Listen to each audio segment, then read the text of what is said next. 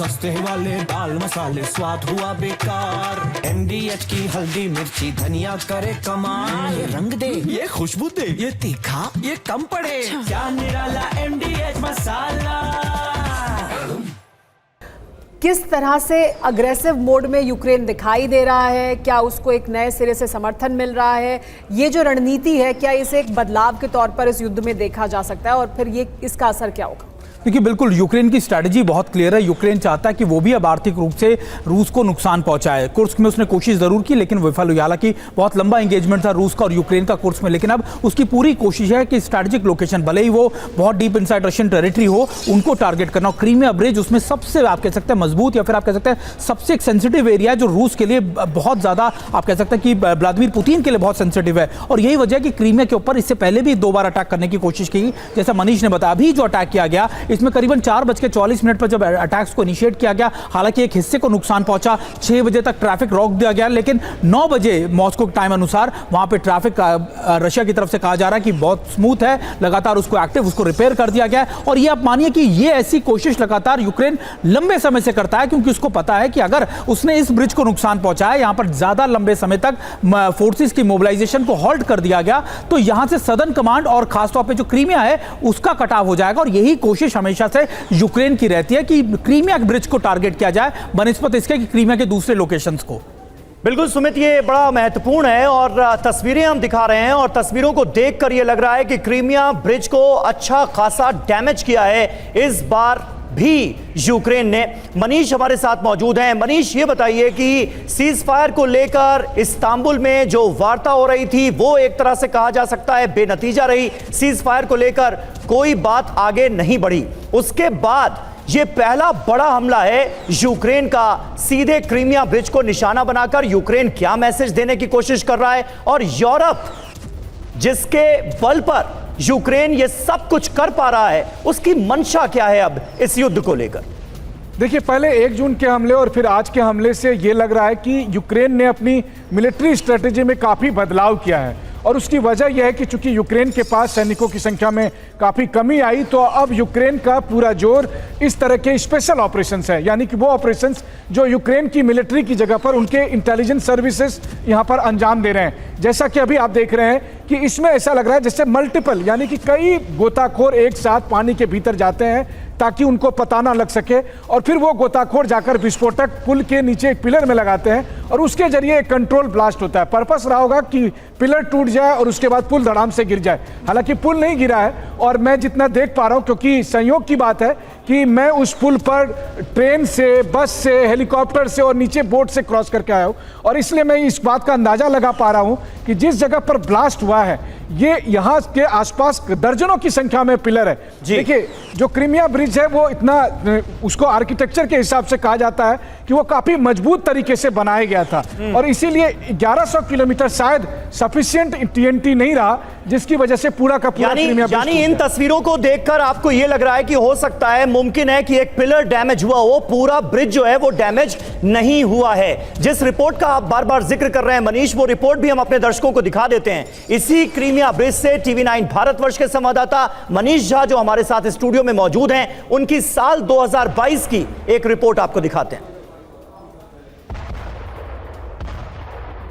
जब रूस और यूक्रेन की जंग अब जमीन और हवा से शिफ्ट होकर पानी में पहुंच चुका है, एक ऐसे समय में जब अब यह तय होने वाला है कि जिसकी नेवी मजबूत होगी वही दुनिया पर राज करेगा, तब हम आपको लेकर जा रहे हैं रूस के मेनलैंड और क्रीमिया को जोड़ने वाले क्रीमिया पुल के पास। जी हाँ, 4 साल पहले रूस ने 4 अरब रुपए खर्च करके 19 किलोमीटर लंबा वो पुल बनाया था, जिसका उद्घाटन खुद राष्ट्रपति पुतिन ने किया था।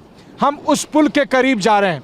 जैसे जैसे हम ब्लैक सी के तट से आगे बढ़ते जा रहे हैं और उस पुल के करीब पहुंचते जा रहे हैं, ये एहसास हो रहा है कि ये दुनिया में अभी सबसे इम्पोर्टेंट स्ट्रेटेजिक लोकेशन कैसे बन गया है। TV9 भारतवर्ष का कैमरा आज आपको दिखाने वाला है क्रीमिया पुल को सबसे नज़दीक से। आप इस क्रीमिया पुल को देखिए। इस पुल को देखकर आपके मन में आता होगा कि क्या ये और वर्ली सी लिंक के पुल देखे हैं, क्या उसी तरह का ये पुल है? तो इससे आपको इसके जियोपॉलिटिक्स और इसके पॉलिटिकल संदर्भ में समझना पड़ेगा। ये दुनिया का सबसे विवादित पुल है। ये वो पुल है जिस पुल के बनने के बाद अमेरिका, नाटो, यूरोप सब परेशान हैं। सब कहते हैं कि ये एक गैर कानूनी पुल है। ये पुल है जो रूस के मेनलैंड को क्रीमिया से जोड़ता है और इसे रूसी भाषा में क्रीम की मोस्ट कहा जाता है। हम उस पुल के पास हैं। इस पुल की बनावट को देखिए, इसकी भव्यता को देखिए और फिर इसके गरिमामय आकार और संरचना के आधार पर आप ये सोचिए कि क्या सच में अमेरिका या दूसरे देश इसको नुकसान पहुंचाने की हैसियत रखते हैं, और अगर हाँ तो क्या रूस चुपचाप बैठेगा? क्या रूस उसका जवाब नहीं देगा? इस समय जब हम क्रीमिया पुल के नज़दीक पहुंचे हैं तो मैं आपको बता दूं कि इस क्रीमिया पुल की सुरक्षा के लिए रूस की नेवी ने यहाँ 4 सबमरीन आसपास के इलाके में तैनात कर रखा है। यहाँ पर किसी भी जहाज या किसी भी वेसल्स का अनधिकृत तौर पर गुजरना मनाही है। ये वो ब्लैक सी है जहाँ पर कि आप लगातार सुनते आए हैं कि यूक्रेन कह रहा है कि उसके हजारों शिप इसी ब्लैक सी में पड़े हुए हैं और फिर यूक्रेन की तरफ से जो खाद्यान्न या अनाज दुनिया को सप्लाई होने वाला था वो नहीं होगा। और इसलिए अमेरिका रूस पर यह दबाव दे रहा है कि अगर उन जहाज़ों को नहीं जाने दिया गया तो फिर ब्लैक सी पर रूस की नेवी पर अमेरिका हमला करेगा। तो क्या ये वाकई में संभव है? और अगर ऐसा हुआ तो इसका परिणाम क्या होगा? इसका परिणाम होगा दुनिया की तबाही। समंदर की ये लहरें जितनी शांत है, जितनी गंभीर हैं, उतने ही ज़्यादा दुनिया में तनाव है और फिर उतना ही ज़्यादा यहाँ पर युद्ध का तापमान बढ़ रहा है। युद्ध के इसी गर्मी के बीच हम पहुँचने वाले हैं क्रीमिया पुल के पास। हम लगातार आगे बढ़ रहे हैं। समंदर के लहरों पर सवार होकर TV9 भारतवर्ष का कैमरा अब क्रीमिया पुल के पास मौजूद है। इस पुल को बना और मनीष की 2022 की रिपोर्ट है और इस रिपोर्ट के बाद 22 में और 23 में इस क्रीमिया ब्रिज को टारगेट किया गया। यूक्रेन की तरफ से 2023 में अटैक किया गया जिसमें सड़क मार्ग क्षतिग्रस्त हो गया था, लेकिन आज एक बार फिर से खबर आई कि क्रीमिया ब्रिज को टारगेट किया गया है। मनीष, ये वो जगह है जहां पर सुरक्षा को लेकर रूस हर स्थिति में तैयार नजर आता है, लेकिन यूक्रेन ने उस सुरक्षा को ध्वस्त कर दिया है। एक बड़ा संदेश रशिया को क्या मिल रहा है इस हमले से? देखिए, आपने देखा कि इस वक्त हमने वो रिपोर्ट दिखाई जब मैं बोट पर बैठ सवार होकर क्रीमिया पुल के ठीक नीचे में गया था, उसी जगह पर जहां पर ये सब पिलर है, जहां पर कि आज यूक्रेन की तरफ से दावा किया गया है कि उसने विस्फोटक से उन पिलर को उड़ाने की कोशिश की थी। बात यह है कि एक समय ऐसा था जब रूस ने यह कहा था कि अगर क्रीमिया पुल को नुकसान पहुंचा तो वो हमारी रेड लाइन होगी, उसके बाद वो परमाणु हथियार का भी इस्तेमाल कर सकते हैं।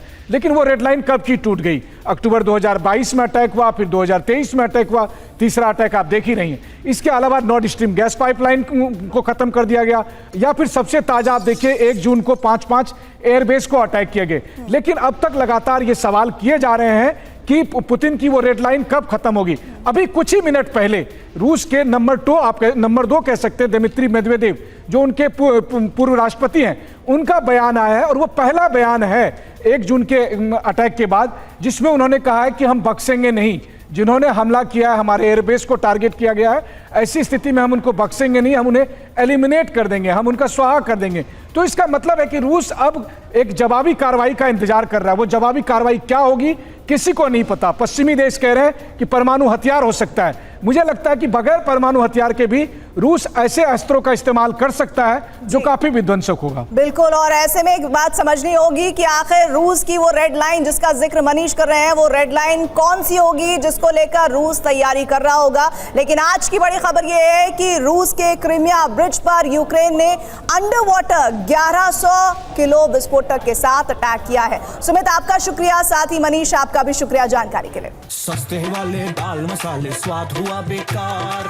MDH की हल्दी मिर्ची धनिया करे कमाल। ये रंग दे, ये खुशबू दे, ये तीखा, ये कम पड़े, क्या निराला MDH मसाला।